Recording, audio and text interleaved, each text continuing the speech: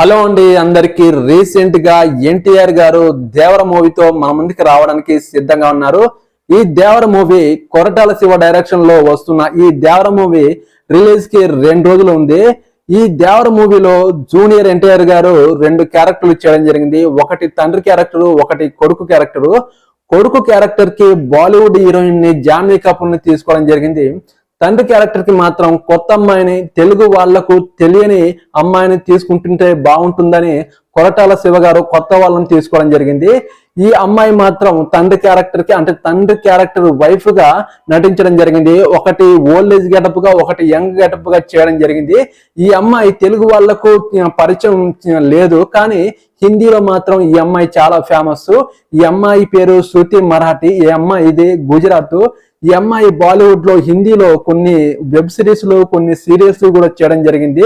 అలాంటి అమ్మాయిని, బాలీవుడ్ లో ఫేమస్ గా ఉన్న అమ్మాయిని మన తెలుగు వాళ్లకు పరిచయం చేద్దామని ఎన్టీఆర్ కి భార్యగా, చిన్న ఎన్టీఆర్ కి తల్లిగా మన కొరటాల శివ గారు తీసుకోవడం జరిగింది. ఇప్పుడైతే మా అమ్మాయి ఓల్డ్ గెటప్ లో ఈ సినిమాలో కనిపించడం జరుగుతుంది, కానీ అమ్మాయి ఓల్డ్ గా లేదండి, యంగ్ గానే ఉంది. ఆ అమ్మాయి వెబ్ సిరీస్ లలో హీరోయిన్ గా, సీరియళ్లలో హీరోయిన్ గా చేయడం జరుగుతుంది. ఇలాంటి కొత్త అమ్మాయిల్ని ఎంకరేజ్మెంట్ చేయడానికి మన తెలుగు సినిమాల్లో కొరటాల శివ గారు తీసుకోవడం జరిగింది.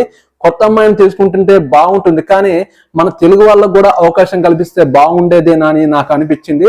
ఇప్పుడైతే ఈ అమ్మాయి ఇప్పుడు మన తెలుగు ఇండస్ట్రీలో కొంచెం ఫేమస్ అవ్వబోతుంది.